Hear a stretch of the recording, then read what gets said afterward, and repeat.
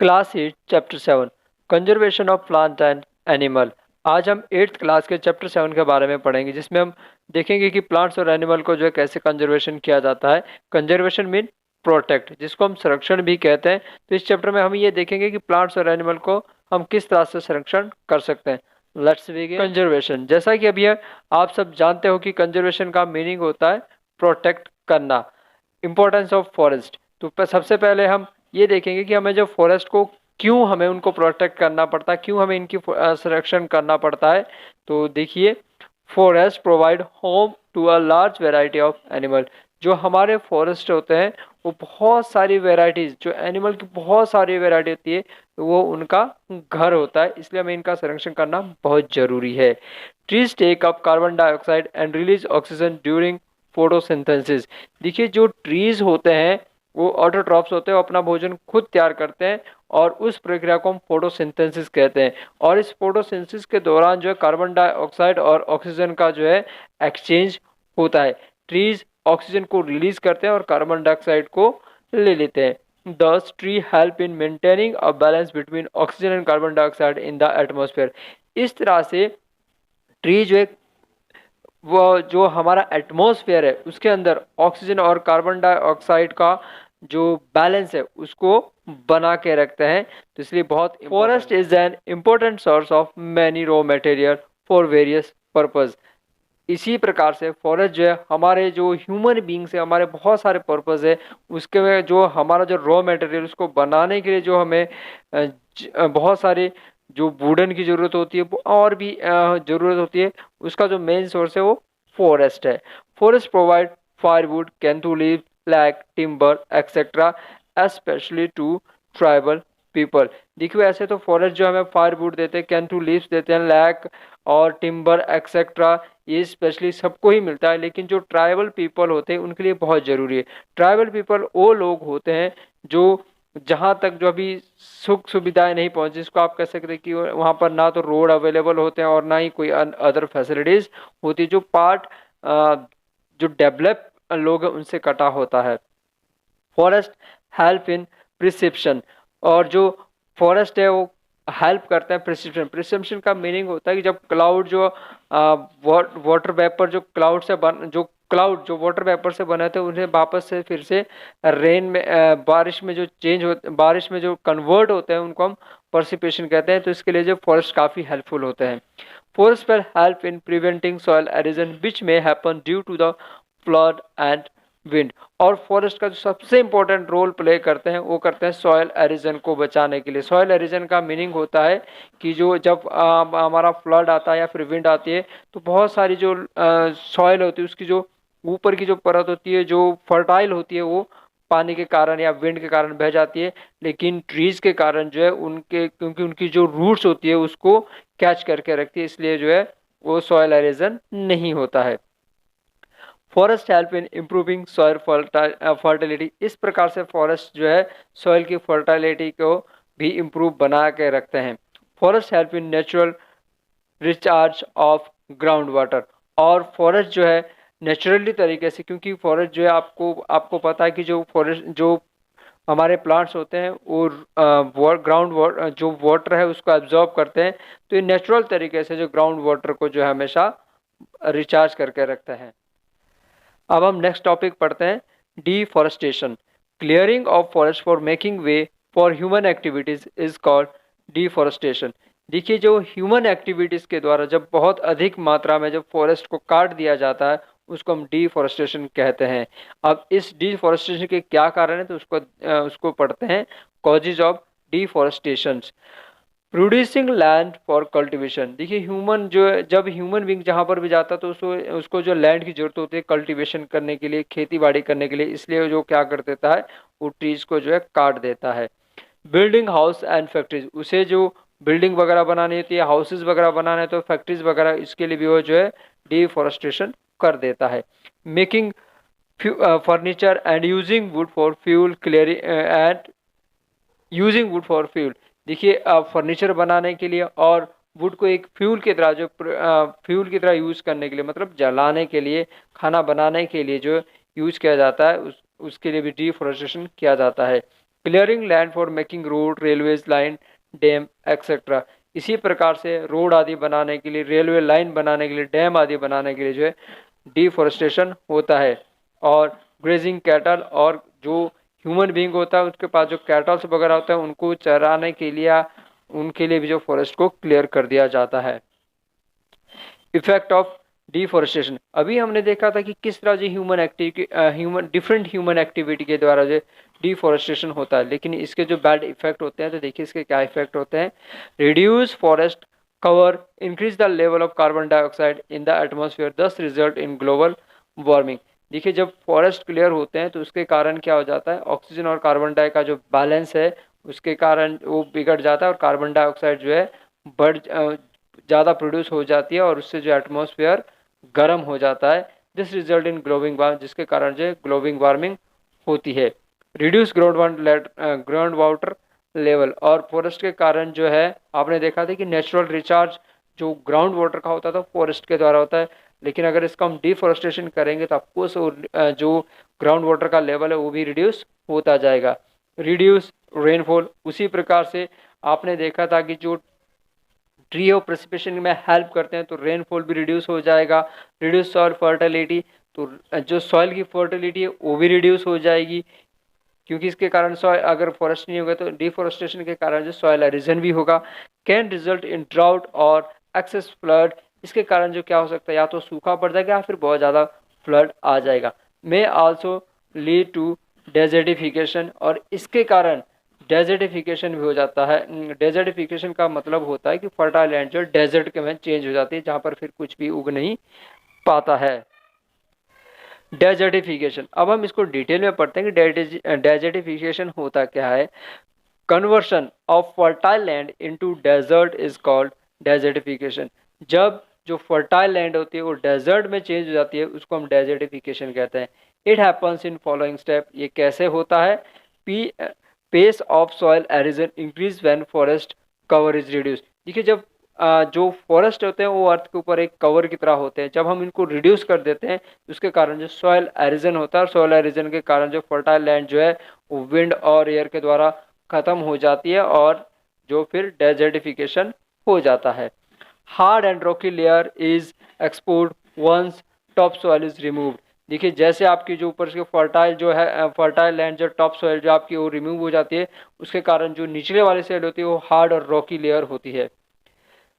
Soil became deficient in human and दस became infertile. Soil जो है ह्यूमन के यूजेस के कारण जो इसके अंदर जो न्यूट्रिएंट्स वगैरह वो खत्म हो जाते हैं और ये फिर से इनफर्टाइल बन जाती है। The land turns into desert in due to course of time, और समय के साथ साथ जो है लैंड जो है वो डेजर्ट में चेंज हो जाता है। Conservation of forest and wild life, अब हम फॉरेस्ट के बारे में और वाइल्ड लाइफ के बारे में देखें कि इनका जो संरक्षण हम कैसे कर सकते हैं। सबसे पहले हम पढ़ते हैं biosphere. The part of the earth all living organism are present is called biosphere. देखिए जो हमारा जो बायोस्फीयर होता है वो अर्थ का वो वाला पार्ट होता है जहाँ पर सारे के सारे लिविंग ऑर्गेनिज्म एक साथ रहते हैं। Biosphere is the narrow zone between hydrosphere, troposphere and atmosphere. Biosphere जो है आपके सामने एक पिक्चर आप इसमें आपको दिखाया गया है, इसमें अलग अलग सारे जोन को जो है दिखाया गया है कि कौन सा जो आपका हाइड्रोस्फीयर है, कौन सा आपका ट्रोपोस्फीयर है और कौन सा आपका एटमॉस्फेयर है। इसके बीच में जो लैंड से थोड़ा ऊपर होता है, मतलब अर्थ से आपका 6 to 10 किलोमीटर के बीच में जो है आपका बायोस्फीयर पाया जाता है। Biodiversity, variety of organism in a given area is called biodiversity in area। देखिए एक पर्टिकुलर एरिया के अंदर जो डिफरेंट तरह के जो ऑर्गेनिज्म है वो वहाँ पर रहते हैं, इस और उन जो डिफरेंट काइंड के एनिमल्स हैं उनको ही हम क्या कहते हैं, बायोडाइवर्सिटी कहते हैं। Endemic species, a species found exclusively in a particular area is called endemic species। Salveld, mango, bison, Indian grand squirrel and flying squirrel are endemic to Pachmari Biosphere Reserve। देखिए कुछ स्पीशीज हमारी ऐसी होती है जो सिर्फ एक पर्टिकुलर एरिया के अंदर पाई जाती है और वो कहीं पर भी नहीं पाई जाती है। उसके कुछ एक एग्जांपल हमने अभी देखे जो पंचमरी बायोस्फीयर रिजर्व में है। Endemic species are not greater risk of existing because they are not found anywhere else. और ये जो एंडेमिक स्पीसीज होती है ये बहुत ही मतलब रिस्क पे है, क्योंकि अगर ये एक बार खत्म हो गई तो और जगह कहीं पर भी अवेलेबल नहीं होती है। स्पीसीज, अब हम देखते हैं कि स्पीसीज होता क्या है। A group of population capable of interbreeding is called species. देखिए ऐसा ग्रुप जो आप अपनी तरह के स्पीसीज अपनी तरह के जो आगे बर्थ देता है, इंटरब्रीडिंग मतलब अंतर, जिसको हम अंतर प्रजनन कहते हैं कि अपने जैसे जो आगे वो ऑफस्प्रिंग पैदा करता है, उसको हम स्पीसीज कहते हैं। Capability of interbreeding is the most important criteria for species. किसी भी स्पीसीज के लिए उनके अंदर जो इंटरब्रीडिंग की जो कैपेबिलिटी होती है वो एक स्पीसीज के लिए बहुत इंपॉर्टेंट है, नहीं तो स्पीसीज जो है खत्म ही हो जाएगी। Project tiger. Project tiger was launched in 1973 to protect and conserve tiger in India. जो प्रोजेक्ट टाइगर था वो 1973 में जो है लॉन्च किया गया था, ताकि इंडिया के अंदर जो है टाइगर को प्रोटेक्ट किया जा सके और उन्हें उनका संरक्षण किया जा सके। This project is aimed at protected the Bengal tiger. और इस प्रोजेक्ट का जो मेन एम था वो ये एम था कि बंगाल टाइगर को जो है प्रोटेक्ट किया जा सके। Project tiger has been successful in improving the population of tiger in India. और इस प्रोजेक्ट के कारण जो है एक ये प्रोजेक्ट काफ़ी सक्सेसफुल रहा, जिसके कारण जो इंडिया के अंदर जो टाइगर्स की पॉपुलेशन हो बढ़ गई है। As present there are more than 2000 tiger in India. और इसके कारण जो है अभी भी इंडिया के अंदर 2000 टाइगर, बंगाल टाइगर जो अंडर थ्रेट ऑफ एग्जिस्टिंग और called endangered species. Example elephant, lion, wild buffalo etcetera. देखिए जो आपकी ऐसी स्पीसीज होती है जो बिल्कुल ख़त्म होने के कगार पे खड़ी है, उनको हम एंडेंजर्ड स्पीसीज कहते हैं। इसके जो एग्जांपल है एलिफेंट है, लॉयंस है, वाइल्ड बफेलो एक्सेट्रा ये है। और existing species, species which is no longer existed on the earth is called existing species. Example dinosaur, dodo etcetera. और ऐसी स्पीसीज जो अब अर्थ के ऊपर नहीं पाई जाती है उनको हम जो एग्जिस्टिंग स्पीसीज कहते हैं, जैसे कि डायनासोर होगा, डूडो, अब वो अर्थ के ऊपर उनका अस्तित्व नहीं है। Ecosystem, a system of interdependencies among all living being and non-living and living things in a given area is called ecosystem। एक ऐसा सिस्टम जिसके कारण जो है एक दूसरे के ऊपर डिपेंड रहते हैं, चाहे वो लिविंग बिंग हो चाहे नॉन लिविंग बिंग हो, उस पूरे सिस्टम को हम जो है उस एरिया का एक इकोसिस्टम कहते हैं। Red data book, the international union of conservation of natural first come with the red data book. The international अंतर्राष्ट्रीय जो कंजर्वेशन की जाती है, जो नेचर को कंजर्व करती है, जो नेचर को बचाती है, पहले जो I first came with the red data book, वो पहले जो है रेड डाटा बुक में आई थी। It is a source book which keep record of all endangered plants and animal. ये एक ऐसी बुक है जो ऐसी बुक है जिस इसका मेन सोर्सेज इसके अंदर जो है ऐसा रिकॉर्ड रखना होता है कि कौन से जो हमारे प्लांट है और कौन से जो हमारे एनिमल है, उन सब का जिसके अंदर रिकॉर्ड रखा जाता है। Each country published its one version of red data book from time to time. और हर कंट्री जो है अपना अपना डाटा जो है इस रेड बुक डाटा के अंदर टाइम टू टाइम जो है पब्लिश करती रहे। Migration, long distance travelled by animal to escape harsh condition is called migration. देखिए जो एनिमल्स के द्वारा जब वहाँ पे जो ऐसी कंडीशन होती है जिसके कारण वो वहाँ पर नहीं रह सकते हैं, तो वो क्या करते थे, उस जगह को छोड़कर दूसरी जगह पर चले जाते हैं। इसको ही हम माइग्रेशन कहते हैं। Many birds and many other animals migrate long distance during the unfavourable season. देखिए बहुत सारे बर्ड्स होते हैं, बहुत सारे एनिमल होते हैं, जब ऐसा उनका अनफेवरेबल सीजन चला रहता है जो उनको सूट नहीं करता है, तो बहुत लंबा डिस्टेंस कवर करके जो है एक जगह छोड़कर दूसरी जगह पर चले जाते हैं। Human being are also migrate in search of livelihood. और ह्यूमन बींग भी जो है अपना जो है लिविंगहुड जो है माइग्रेट करता रहता है। Siberian crane migrate from Siberia to India. देखिए जो साइबेरियन क्रेन है वो साइबेरिया से जो इंडिया तक आती है during to winter to escape harsh condition in Siberia. Winter के दौरान, क्योंकि वहाँ विंटर के में जो है उसके साइबेरिया के में जो है उसके लिए कंडीशन नहीं अच्छी नहीं होती है, and to get comfortable condition and food in India, और ताकि उसको इंडिया के में जो है कंफर्टेबल कंडीशन और फूड अवेलेबल होता है, तो वो साइबेरिया से जो इंडिया आ जाती है। Recycling of paper, paper can be recycled many times, paper को हम बहुत टाइम से जो रिसाइकल कर सकते हैं। As paper is made from wood pulp, so recycling of paper help in saving tree, क्योंकि पेपर जो है वुड पल्प से बनता है, तो इसलिए जो जब हम पेपर को रिसाइकल करते हैं तो उसके कारण हम जो है पेड़ को भी सेव करते हैं। Reforestation, planting tree to recover forest is called reforestation. देखिए जब हम बहुत अधिक मात्रा में प्लांट्स को लगाते हैं उसके कारण जो क्या होता है कि फॉरेस्ट जो रिकवर हो जाते हैं उसको हम रिफॉरेस्टेशन कहते हैं। Reforestation can take place naturally as well as by the human intervention. देखिए जो आपका रिफॉरेस्टेशन है वो नेचुरल तरीके से भी हो सकता है और ह्यूमन के द्वारा भी किया जाता है।